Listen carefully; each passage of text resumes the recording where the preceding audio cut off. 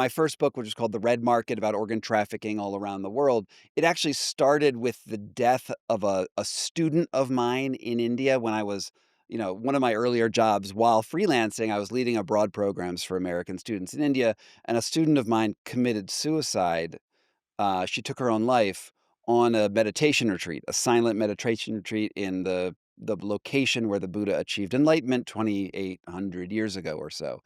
And the last words in her journal was she was a bodhisattva, which you can basically say it's a Tibetan angel. She thought she was enlightened. She thought she had achieved some sort of superior knowledge about the universe, and she had, in order to retain that in that state, she had to take her own life. So that was an incident that happened while I was very early in this process. And in the red market, I was writing about how a human body goes from like you and me in this flesh container that we're in now to essentially a piece of meat, and what that journey really means in a way. And this led me down a rabbit hole into the buying and selling of human body parts, because in the after her death, there were all these people fighting for her body parts.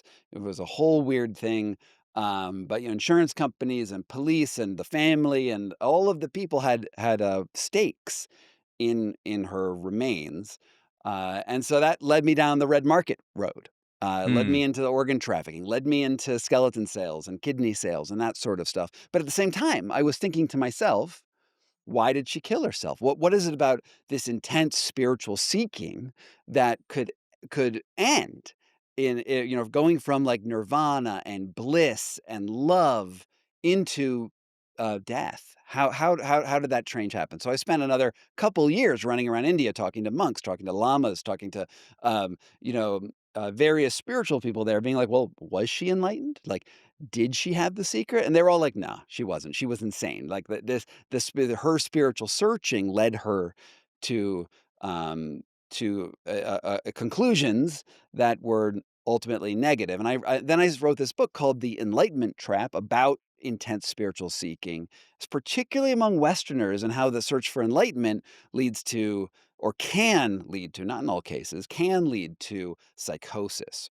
Uh, and that's where I really started looking at health grifters. I started looking at various people in this wellness space. I was looking at white guys in Tibetan robes in the United States selling the gospel of prosperity, which is a Christian idea that if you are rich, you're probably going to heaven because God favors rich people. He was doing that with Buddhism, and I wrote a book about that and how those ideas came to America. And then, okay, so then I was going to establish my career as the grifter outer, and then I met this guy named Wim Hof, who's the Iceman, who's the Dutch.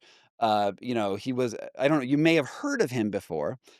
When I met him, it was in 2013. He was not famous in any, at least not globally famous. He was locally famous in Holland, and uh, and basically what he said is you can sit in ice water, you can learn his breathwork technique, and you can fight disease, and you can exist at the tops of icebergs and your skivvies, and it'll be great. And I was like, this guy has something about him that's very charismatic, and yet I think he is bullshit. I think that he is not real. He's another charlatan guru, and I went out to debunk him. And in debunking him, I tried his method, I did his stuff, and lo and behold, I was on the tops of mountains.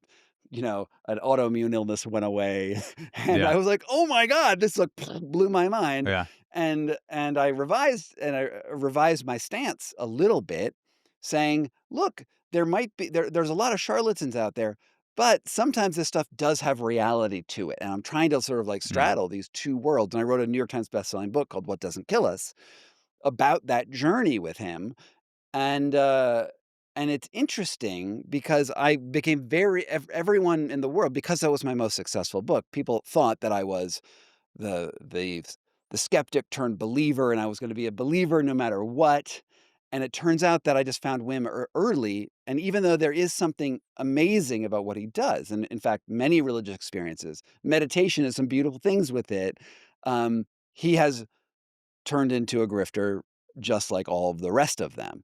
And I think that what we see is there's this sort of balance between, you know, you don't necessarily wanna be all establishment science, incurious, don't try things and only do things that are recommended by a credible health authority, not that we have those anymore, but, like, when we had credible health authorities, like they didn't have all the answers, right? There were issues. There are issues in the mainstream medicine, and sometimes stuff in wellness does work vis-a-vis the placebo effect, and why isn't the placebo effect being studied in the way it should be? I think that we need new research directions. Um, on the other hand, if you just trust a person because they've got great charisma, we know that gurus go insane. We know that they get tainted by the lust for money. How many gurus do have we seen and religious leaders who are involved in sex scandals, either with their young teenage brides or the Yeah. Catholic Church. Look what happened with priests in Boston and Ireland. Like we see this repeatedly. So I'm applying this a very nuanced take to the world where I'm saying like, look, there could be good and bad at the same time. But eventually, when people get really famous, once that fame aspect hits people, it's really, really hard to retain credibility. And because money is attractive and constant affirmation is very attractive to people. Yeah. Yeah, there are a lot of stories and experiences on that journey that brought you from organ trafficking all the way to health grifters. So many directions we could go with that. I wanna go back to the silent meditation retreat that you mentioned. Seeing one of your students, you said it was a study abroad program that you were Hmm. leading. Hmm. Seeing one of I your was a s director. Hmm. Yes, seeing one of your students leap to her death at a silent retreat, thinking that she had achieved enlightenment. What was going through your mind as a human, as someone who brought her there, as a leader? Like, what were you feeling and thinking when you found out about this situation? Well, she landed about 6 feet away from where I was sleeping in a sort of a dorm, at this, Jesus. meditation retreat. I didn't wake up until I mean, she laid on the pavement for probably about 2 hours before anyone found her, I mean, my first feeling was, "This isn't happening." Like, went out there and I was like, oh my god, I just couldn't even conceive that someone would be dead, someone I was responsible for, was dead in front of me, and I wanna be clear, I wasn't leading the meditation retreat, that was led by Tibetan monks.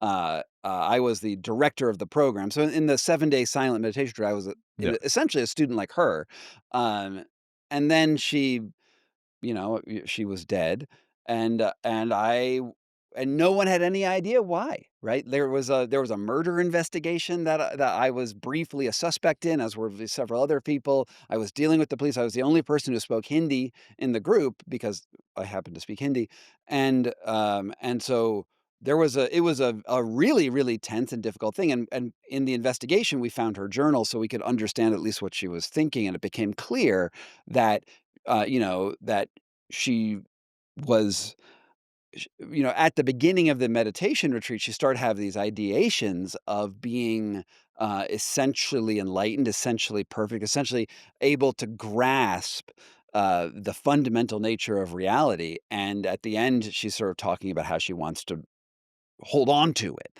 how to grab it and keep it, and, yeah, it was a terrible, horrible, one of the most pivotal, moments in my life to see that occur. I mean, I think at the point I was 26, 27 years old, and at that point, 27-year-olds still aren't totally aware that mortality is real, right? No, We don't. you think it you're still. I mean, I'm about to turn 32, like, I still am feeling the, leftovers of invincibility from Mhm. my 20s, like, you don't think anything can happen to you.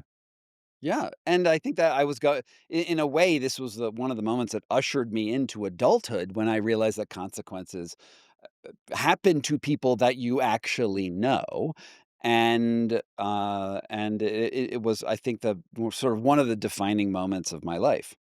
Yeah, and also being involved in a police investigation abroad can be nerve-wracking because if you're outside your home country, you're more familiar with how the police operate, like, you kind of know what to expect. I've had Sure. a couple encounters, that have involved police outside of the United States, and nothing ended up coming of it. But in my mind, I'm like, oh shit, like I don't know what, like they could just Sure. throw me in jail and like that's it. Like Mhm, I don't have mhm. there's no court of justice system here. I can they can just do whatever they want pretty much.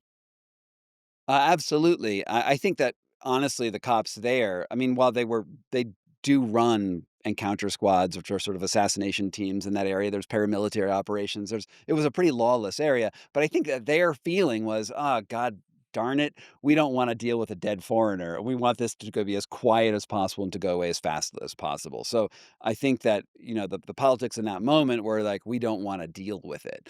Interestingly enough, the Buddhist meditation center that I was with, that we were where we had studied, been meditating on death and mortality and compassion and liberation for a week. But once we had a student die on their campus, they wanted us out as quickly as possible. They were like, "Joe, we don't want anything to do with this." Yeah. It's interesting to see people go from their high-minded talk to their actual actions. Yeah. Well, I'm sure they didn't want it to end up in the brochure for the Mm, Enlightenment Center. they The they did not. They do not. The Root Institute in Bodh Gaya. Yeah. Yeah. So what was the thing she said in her journal you mentioned Mm. basically you surmised that she thought she achieved enlightenment? Well, the journal, I think, was about 54 pages, Oh and I wow. think that section of it was, probably 20 pages. To summarize everything would be difficult, but I did reprint really large sections of it in Mm, my book, The Enlightenment Trap. So if you really wanted to go into her ideology, yeah. you can see it there. But essentially, it's let me see. The There's a lot of, like, esoteric Buddhist talk, how she wants to commit 2/3 of her body to or her mind or her soul to one aspect of enlightenment, and another third to another. It's sort of like felt a little crazy, and then, I think in the last, version, I haven't read it in a little while, but it's, basically she's saying she has to leave her body to stay in that state, and that she's scared of what she has to do in order to do it, and then the last words are, "I am a bodhisattva," which is essentially a bodhisattva in this lineage of Tibetan Buddhism is a soul that of a person who has achieved enlightenment. And like in Buddhism, you're supposed to go off and realize the ultimate nature of nothingness and then achieve liberation or moksha by exiting the cycle of karmic rebirth. Well, a bodhisattva is essentially something that has realized the ability to leave and go off into nirvana, Mhm. but decides to stay until every other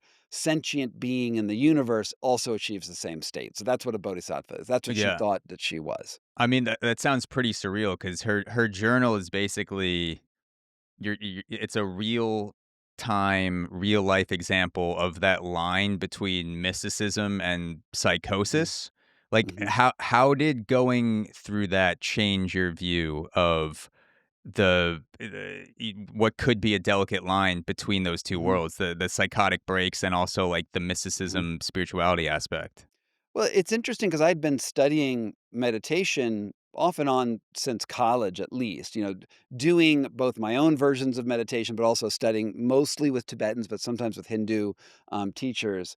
And I was interested, as a teen when I got into it, I had some meditative experiences which were profound to me that had, where time seemed to just speed up and pass instantaneously. And I was probably meditating for like 2 or 3 hours, but it felt like it was like a minute or 2. And and I especially at a very young age, you have these things that happen to you that are new. And you're like, "Well, I had a special experience. I must be special. I must have these things because this happened to me and no one Yeah. else experienced it." And I think it's a very common feeling that people have, while they're doing meditation. Indeed, we are raised, in America on ideas of superpowers. The Marvel universe, doesn't everyone want to be a special Marvel person? Doesn't everyone want to be Superman or Spider-Man or something like that, or a Jedi? Jedis are actually probably the best example of these ideas of people who either in the first Star Wars, where you studied hard and you found access to the Force, and then you were special, and then there's the midichlorian thing. I don't know. I didn't like that version of Star Wars, but like, we have these idea that there are that you can meditate your way to superpowers, to some degree in America, whether maybe you're studying a martial art, like, and I think in my teenage years, that was an especially attractive narrative, and then when you have this almost hallucination while doing meditation, you see that as a sign of specialness, and I think a lot of Americans think we are exceptional, American exceptionalism, and we don't want to be ordinary. So if someone tells you you could be extraordinary by trying their technique, that's a very effective way to capture their attention, to capture their loyalty, to capture the actions that they do in their lives. And that's where you see a lot of grifters, you know, taking control of people.